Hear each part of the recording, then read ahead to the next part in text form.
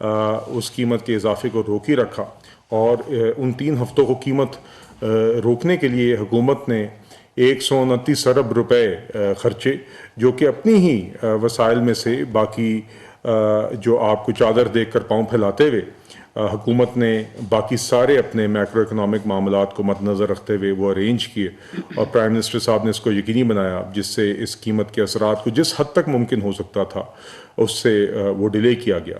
اس کے بعد بھی اب آپ نے دیکھا ہے کہ جب سب صوبوں کے ساتھ مل کے، اپنے allies کے ساتھ مل کر حکومت نے دیگر نشستوں کے بعد ایک اجتماعی فیصلہ کیا، اور اس میں وزیر اعظم صاحب نے بھی شکریہ بھی ادا کیا اپنے allies کا بھی، جس میں پیپلز پارٹی بھی شامل ہے، MQM بھی شامل ہے، سارے ہمارے صوبائی وزرائے اعلیٰ اس میں موجود تھے، اور ایک اجتماعی فیصلے کے ساتھ یہ فیصلہ کیا گیا کہ آگے جو قیمتوں میں تبدیلی ناگزیر ہو گئی تھی وہ بھی کی گئی، مگر ساتھ ہی ساتھ یہ یقینی بنانے کے لیے کہ جو ہمارے سب سے متوسط اور کمزور طبقات ہیں، جو ہمارے بہن بھائی اور بزرگ ہیں، جو پبلک ٹرانسپورٹ استعمال کرتے ہیں، جو موٹر سائیکل استعمال کرتے ہیں، جو ہمارے کسان بھائی ہیں، ان سب کو اس کے اثرات سے آگے بھی ان کو اثرات سے بچانے کے لیے جتنا حکومت مل کر ساری حکومتیں جو اقدامات اٹھا سکتی ہیں اس پر بھی فیصلہ کیا گیا۔ اور آپ نے دیکھا ساتھ ہی ساتھ وزیر اعظم صاحب نے 2 روز قبل پیٹرول کی لیوی بھی 80 روپے کم کی، ساتھ ہی ساتھ اس جنگ کے دوران حکومت آلریڈی ڈیزل کی لیوی کو 0 کر چکی ہے۔ تو دیکھیے یہ سارے اقدامات ہیں جو حکومت نے اٹھائے ہیں۔ مثال کے طور پہ موٹر سائیکل کی سبسڈی، حکومت نے ہر موٹر سائیکلسٹ کو 100 روپے فی لیٹر کی سبسڈی کا فیصلہ کیا۔ یہ اجتماعی فیصلہ تھا سب صوبوں کے ساتھ، اور اس کی بھی رجسٹریشن کا ایک عمل جس طرح پنجاب نے شروع کیا ہے، دیگر اور صوبے کر رہے ہیں، اور جلد از جلد یہ رقم منتقل کی جائے گی۔ اسی طرح کسانوں کے لیے 1500 روپے فی ایکڑ سبسڈی کا فیصلہ کیا گیا، جو اگین وفاقی حکومت صوبوں کے ساتھ مل کے اس پہ کام کر رہی ہے۔ اور ساتھ ہی ساتھ جو آپ کے دیگر ٹرانسپورٹ کے معاملات ہیں، گڈس ٹرانسپورٹرز ہیں، انٹرسٹی پبلک ٹرانسپورٹ ہے، اس پر بھی جو دیگر اقدامات ہیں وہ وفاقی حکومت مل کے صوبوں کے ساتھ کر رہی ہے، اور اس کے متعلق جو دیگر جو سبسڈیز یہ جو آگے حکومت صوبوں کے ساتھ مل کے ٹرانسفر کر رہی ہے، جس کا آغاز ہو چکا ہے، وہ آپ کو ابھی فیڈرل منسٹر آئی ٹی اس کی تفصیلات بتائیں گی۔ ساتھ ہی ساتھ آپ نے دیکھا ہے کہ وفاقی اور صوبائی حکومت نے پبلک میٹرو بس کو بھی فری کر دیا ہے۔ تو یہ چند مثالیں ہیں، اور اس میں یہ بھی بتانا چاہوں گا کہ جو حکومت نے پہلے آغاز میں جو پہلے ہفتے قیمت روکی تھی، وہ حکومت نے جو کفایت جاری کی، جو حکومتی اخراجات آخری کوارٹر میں اس مالی سال کے کم کیے، وہ وہاں سے پورے کیے، باقی بھی وسائل وہ ارینج کرتی رہی۔ تو اسی طرح وزیر اعظم شہباز شریف صاحب کی قیادت میں حکومت صوبائی حکومتوں کے ساتھ مل کے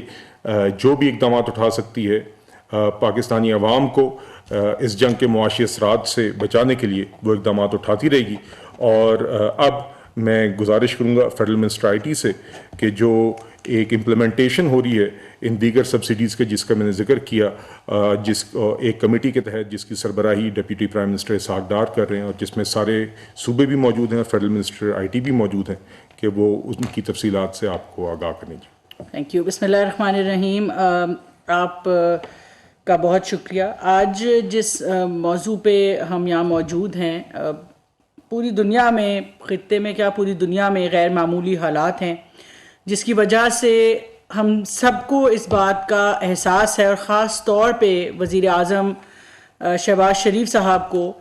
کہ ایک مہنگائی کا دباؤ اور ایک جو آپ کی جو ایندھن کی قیمتوں میں کو بڑھانا پڑا، اس کی وجہ سے جو اس کے اثرات ہیں ان کو ہم نے کس طرح سے انشور کرنا ہے، اور اس کو اپنے جو عام ہماری عوام ہیں، اور جیسے کہ بلال نے بھی کہا کہ خاص طور پہ جو ہمارا متوسط طبقہ ہے، ان کو ہم نے کس طرح سے ان ساری چیزوں سے بچانا ہے، اس کے اوپر وزیر اعظم پاکستان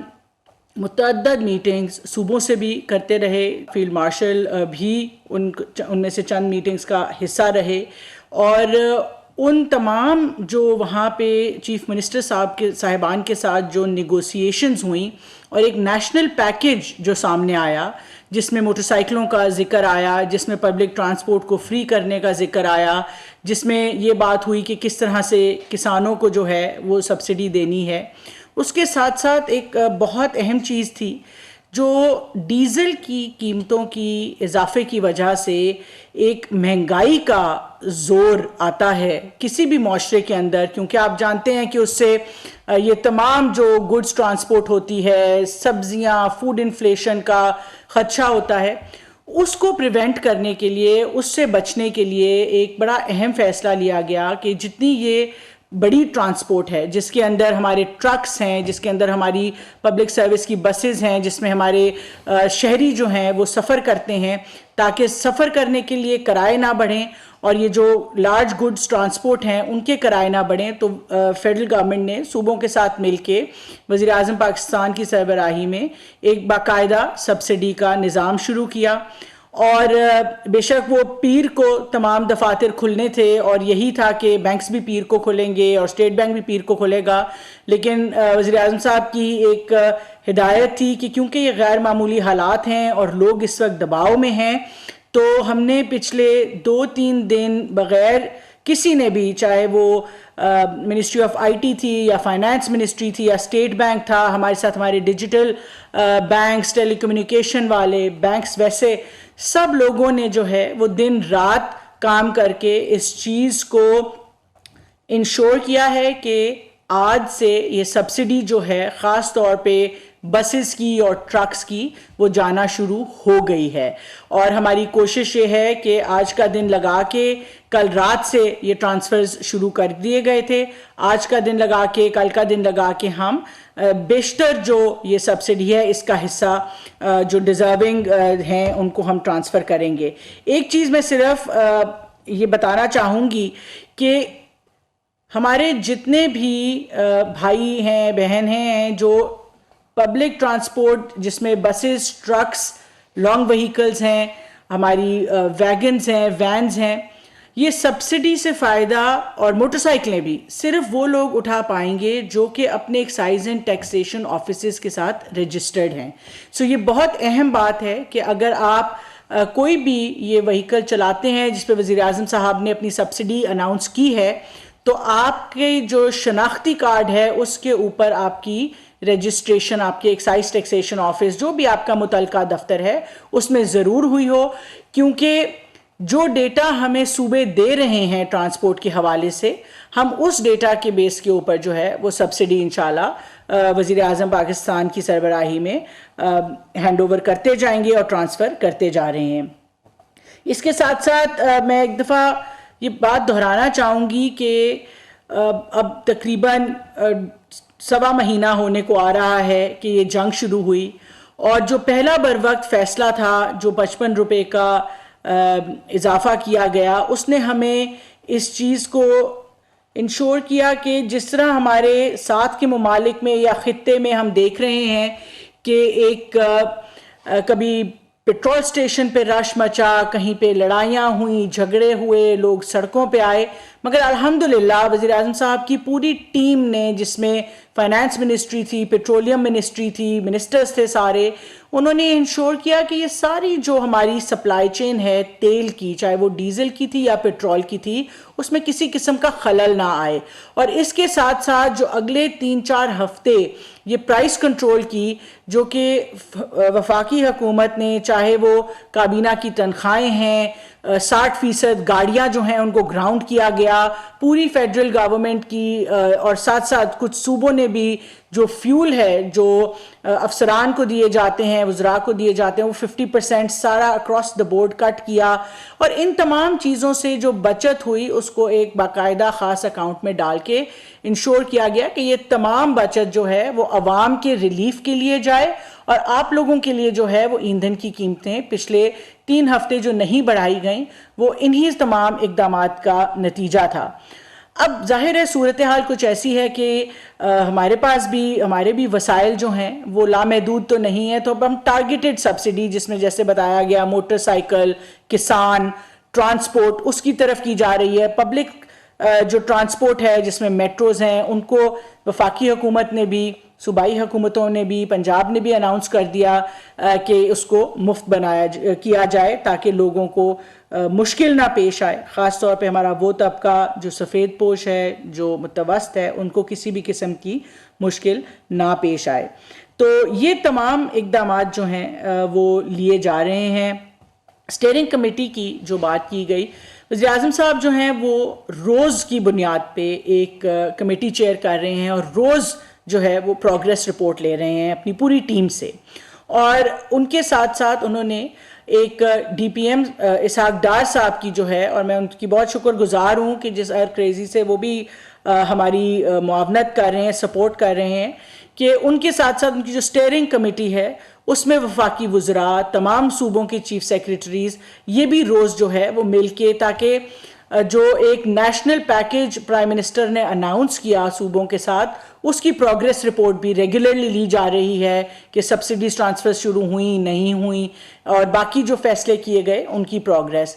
اور اس اسٹیئرنگ کمیٹی کے ساتھ ایک امپلیمنٹیشن کمیٹی بنائی گئی، جس کو میں ایز جو وزیر آئی ٹی جو ہے وہ چیئر کر رہی ہوں، اور میرے ساتھ طارق باجوہ صاحب جو ہیں وہ کو چیئر کر رہے ہیں، اور ہماری کوشش یہ ہے کہ اس امپلیمنٹیشن کمیٹی جو ہے اس کی پروگریس رپورٹ اب ہم دن میں 3 دفعہ لے کے جو ہے تو وہ اپنی اسٹیئرنگ کمیٹی کو اور پھر وزیر اعظم صاحب کو کمیونیکیٹ کرتے ہیں۔ اس تمام ایفرٹ کا آپ کو بتانے کا مقصد یہ ہے کہ حکومت پاکستان، حکومت کو ایک ایک لمحہ آپ سب کی اس چیز کی فکر ہے، اور اس چیز کا اندازہ ہے کہ کس مشکل سے جو ہے وہ ہم سب اس وقت گزر رہے ہیں، اور ہر وقت لمحہ بلمحہ ہماری